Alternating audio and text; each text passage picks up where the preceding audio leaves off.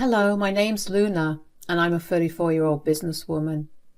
I want to tell you about my business career and my journey to become one of the biggest blooming entrepreneurs, along with the most defining event of this entire journey.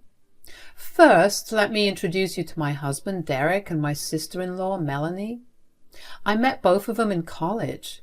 Both of them were in a few of my elective classes in my freshman year. Derek was my age and Melanie was 2 years older than me.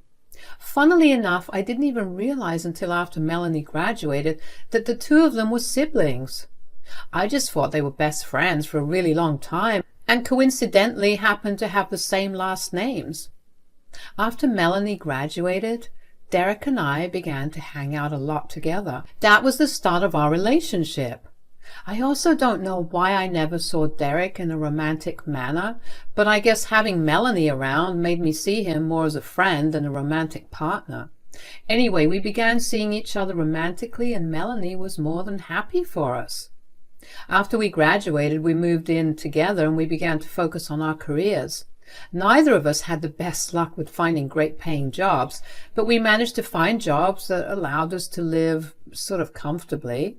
Melanie, on the other hand, had a much better lifestyle because she did her master's in a much more niche field that allowed her to get high-paying jobs. No matter what went on in our lives, the three of us always made it a point to meet each other once a week on the weekends. Nothing changed, and we were still a really great group of friends. Eventually, I began to visit Melanie at her mom's, Sophia's place, because Melanie still lived there. She thought it was cost-effective for her and her mother did not want to be alone. Sophia did not like me from the start. She made that very apparent in the way she was always passive-aggressive towards me, either through her words or through her actions. Of course, Derek and Melanie would stand up for me as best they could, but nothing ever stopped Sophia. So I just learned to let her insults roll off of me instead of letting them affect me. About 6 years after graduating, Melanie and I began to talk about starting our own business venture. We both noticed how trashy the business environment was in our part of town because of the lack of proper transportation facilities. We had always wanted to start a business together because together we had the best of every skill set we needed to run a successful business. Thankfully, Derek was more than supportive of both of us. So for the next year and a half, Melanie and I poured all of our free time into research and planning for a new business opportunity that we could seize. We made a lot of calls and made a lot of decisions, and finally we had to take care of the financial aspect of it all. We sorted through it all, and one day we finally made our first investment in the business, buying a place to run the business from. Of course, we wanted to share the good news, so the first person we thought it was apt to tell was Sophia. Melanie and I spent an entire day cooking together, and finally, when it came time to dinner, Sophia asked us about what had been going on. "So, what have you girls been talking about in whispers for so long?" "Well, we called for this dinner tonight because we have decided to start a business together." "What? What are you talking about?" "We realized that a lot of goods take a lot of time to get delivered in our area, so we were thinking of opening a logistics business. Plus, once we make enough profits, we plan on opening up a bunch of warehouses." "And where did you, or do you, plan on getting your capital from?" "Well, Melanie has a bunch of money saved up and Derek and I have tried our best to match it. Hopefully that will be enough." "So you're just robbing my daughter?" "She just said that she matched my contribution. What are you talking about, Mom?" "She said she tried her best to match it. That doesn't sound like she matched it." "I will divide our profits in a manner that will pay Melanie back whatever extra she contributed." "That will only happen if you're successful.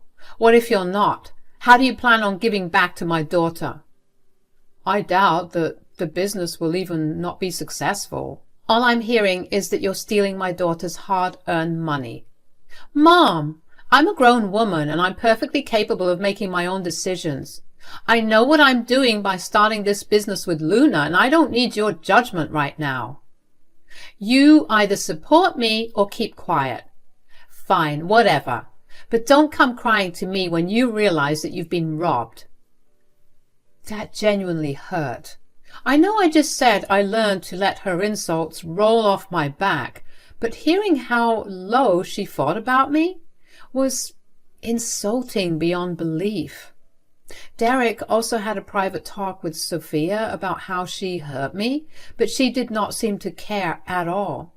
Melanie apologized a ton for her mother's behavior, but I told her she had no reason to apologize for her mother's behavior. We eventually moved on. I decided to focus all my time and energy on the business and growing it. I was going to prove to Sophia that I was better than anything she could have ever imagined. Melanie contributed the same amount of time and energy as I did, and before we knew it, we were slowly but surely growing into a big business. We practically had a huge monopoly in the market. We were doing pretty well when we got nominated by our city's biggest business community for an award that would honor us as the best startup. Melanie and I didn't want to make a big deal out of it at first. We were too scared about jinxing it. About a month after we got nominated, we heard that we got selected and that we were invited to the event with +1s. Melanie and I were beyond excited that our hard work had paid off so well. Derek was also super ecstatic about the award for me, and he was going to be my +1. As for Melanie, we weren't sure about who she would take. I suggested it to her mother, but she seemed on the fence about it. She did not like how Sophia treated me, and she did not want me to feel belittled on a day as big as that. But I managed to convince her to invite her mother because, while she had been rude to me, she had been the most supportive of Melanie. So we hosted a dinner at our place and invited both Sophia and Melanie over when Sophia asked us about the business. Now, usually we never entertained questions about the business from her because she tended to be especially cruel towards me, but that night we counted on it so we could give her the good news. So how's the business going, girls? Well, it's actually going. Did I ask you to speak? Well, you kind of addressed both of us, so I thought, well, you thought wrong. Anyway, sweetie, how's work?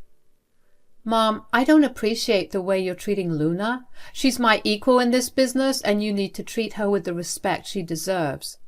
Sure, my bad. I was only trying to look out for you. I just don't want her to swoop in and steal what was yours to begin with. The business was not mine to begin with. We co-founded the company and we're equal partners in this. You have to treat her right. She has nothing to steal from me. Look, I don't care about all that equality stuff. All I care about is your business running well so my daughter gets to reap the benefits. I can assure you that she's getting her fair share of everything. Anyways, as for the business, that has also been doing really well. Oh, really? Yeah, in fact, what is it? Just spit it out already. We got selected by the city's biggest business community for the best startup. We're going to receive an award. What? Oh my gosh, that's amazing. Oh, is this going to be a big event? The biggest. Yeah, we each get to bring +1s, and since Luna is taking Derek, I was thinking I could take you, because you know you've been my biggest supporter so far. Oh my God, yes, of course I'll come along. I want to see my beautiful daughter get recognized for all her hard work. Well, I'm not the only one who worked hard. Luna did the same amount of work as me, if not more. I'm sure you did way more than you're letting on. Anyways, what's the dress code? It's a black tie event, so feel free to dress as fancy as you can. Was I even talking to you? Can you just let me appreciate my daughter? Look, Mom, you either respect Luna or I will rescind my invitation to you. Fine. Good job, Luna, and I'm sorry for being so mean. Is that enough? That's a start for sure. Honestly, I was upset once again, and even though I knew that Sophia did not mean her apology in any way, at least she said the word sorry. I didn't think she was even capable of saying that word. So for her to say it even if it was just for Melanie's sake, made me feel a bit better. The rest of that month was spent working and figuring out how we wanted to dress for the big event coming up. Finally, on the day of the event, all four of us showed up looking our absolute best. I was honestly really impressed at how we all pulled through. I greeted Melanie and she told me that she was going to go talk to some other people she knew at the event. So I next greeted Sophia. "Hi, Sophia, so glad you could make it." "Of course, like I said before, I'm here for her." "As long as she's happy, I don't really mind." Don't try to be nice to me right now. I know deep down inside you hate me." "Why in the world would you think that? Are you being serious? I treat you like you aren't even worth a glance. How could you not hate me?" "I don't hate you, nor do I love you. I mean, you give me more than enough reason to not like you either. Just like you, I'm only looking out for Melanie's best." "You shouldn't even be getting this award." "Yes, I know that you think that I don't do nearly as much work as Melanie. You made that very clear last time." "I don't just think that. I know that you don't do that much work." "Look, everything we do, every decision that has been made, everything has been documented. We have a healthy business because everything's so transparent. That's literally one of the biggest reasons we're even getting this award. You can think what you want. It won't affect me in any way. You think you can get away with it, but trust me, I will show you your place." "What are you even talking about? Nothing you do is going to take away the fact that we're getting this award. I know about the hard work that I put into this business. Even Melanie knows it, which is why she stayed with the business through the ups and downs." "Oh, cry me a river. Melanie is your best friend, which is why she will have your back no matter what. I'm her mother. I can see what she can't, and I can clearly see you exploiting her and taking credit for all the progress." "You know what? I don't think I want to ruin this beautiful day by staying any longer in this conversation with you. I'll see you later." Sophia really had a knack for ruining special days, and she knew just how to do it in the most painful way ever. I didn't understand what exactly she had against me when we both shared at least one common goal, wanting the best for Melanie. Instead of dwelling on my thoughts, though, I decided that I wanted to socialize. So for a good portion of the night, after I grabbed Derek's arm and we went around talking to anyone who we thought seemed interesting. Before the award show started, everyone was requested to be seated at their allotted tables. That meant that the four of us were sitting together. I usually would have had no problem with it, but after having heard Sophia's words to me, I wanted nothing to do with her. Regardless, I tried my best to be civil. About halfway through the award show, Melanie and I were approached and we were told to go backstage because we would be announced in 15 minutes. Melanie got up first and almost skipped over to the door that led backstage in her excitement. I got a bit delayed because Sophia stopped me and handed me a wrapped package. She told me it was an apology gift that she carried because she wanted to make things right, but before she could be nice to me, she had already said something very mean. I took that as an apology and accepted it. When I got backstage, I opened the package to see that it was an eyeshadow makeup palette. It was from a pretty pricey brand, but none of the colors suited my outfit, so I didn't wear it. Melanie saw it and decided that she needed to touch up her makeup since the colors suited her outfit. I was honestly just touched that Sophia made an actual effort to mend our relationship, and I made a mental note to make sure that I wore the makeup the next time I visited her. Finally, we were called on stage and we received our awards. Melanie was asked to give a speech, and as she was speaking, I began to notice her face getting blotchy and red, and I saw her eyes start to tear up. She quickly ended her speech and ran off stage. I took one look at her face and realized that she may have been having an allergic reaction, so I gave her an over-the-counter allergy medicine to keep the effects at bay. It was then that Sophia barged into the backstage room, looking as if she was ready for a fight. "What did you guys do? Melanie? What's happened to your face?" "It's all okay. I gave her one of my anti-allergy pills.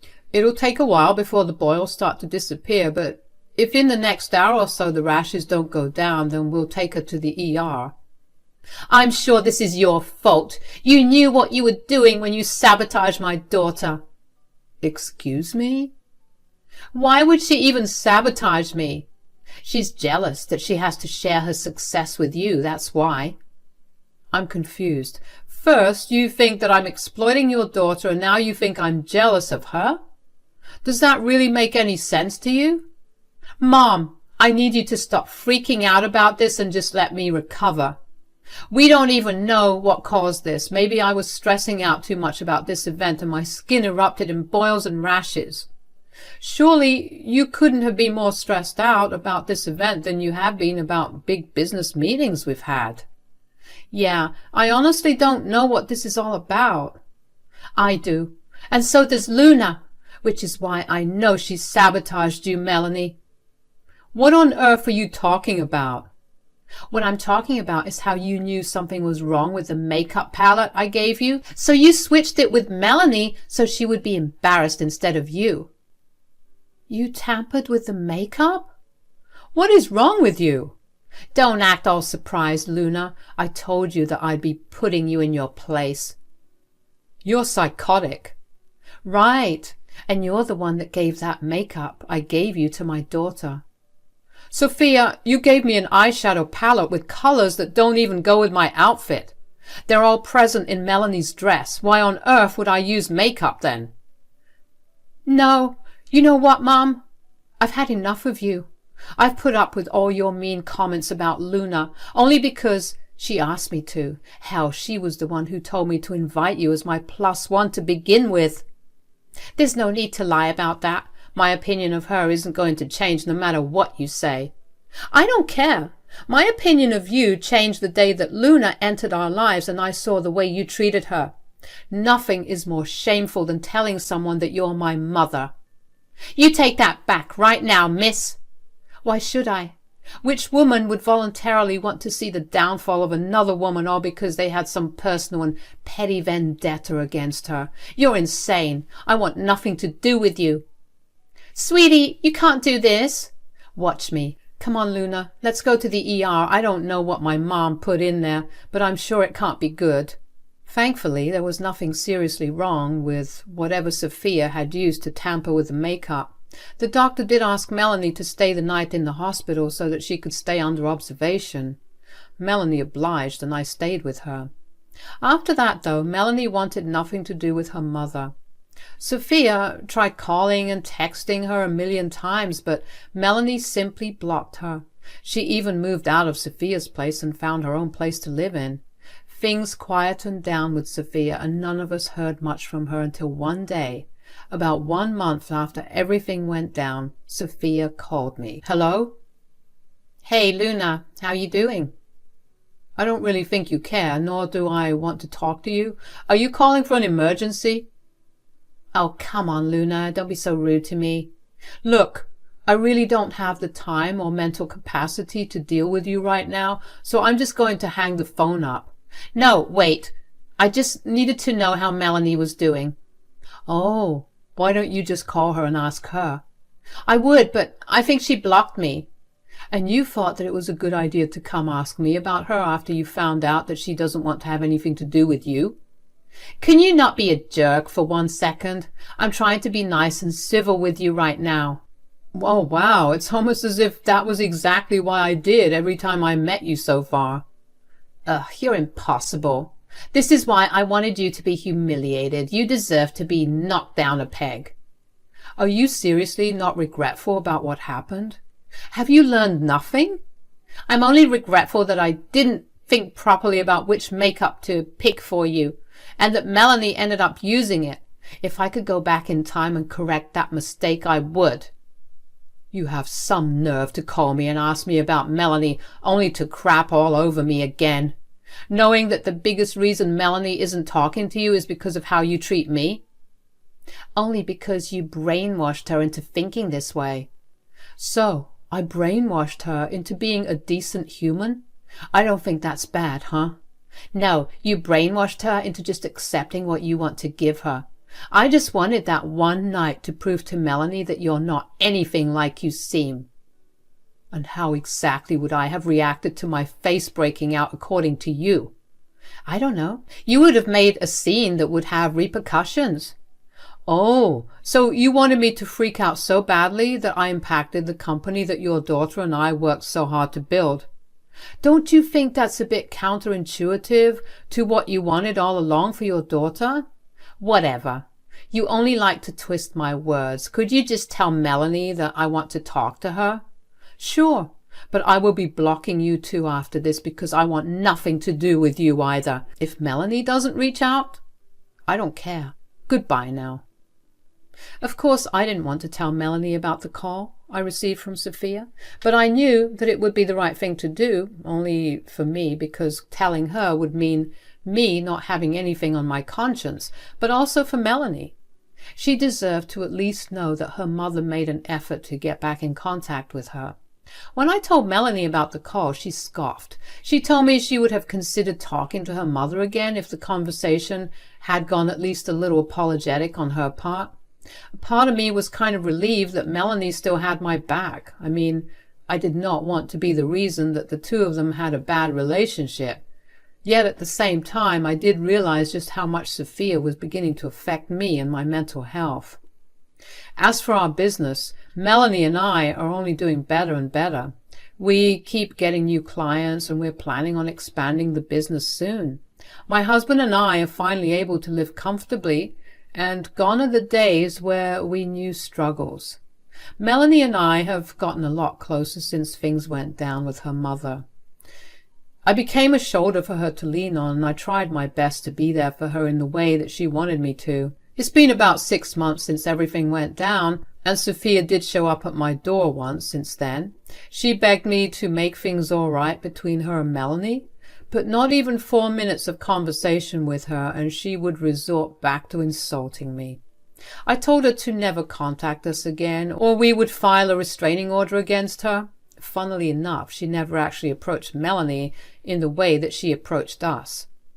Anyway, I have no idea what has been going on with Sophia, but all I know is that we are all living happier and much freer lives without her. Things are finally looking good for us, and only those who are truly there to support us are kept near. Everyone else gets the boot. Thank you for listening to me.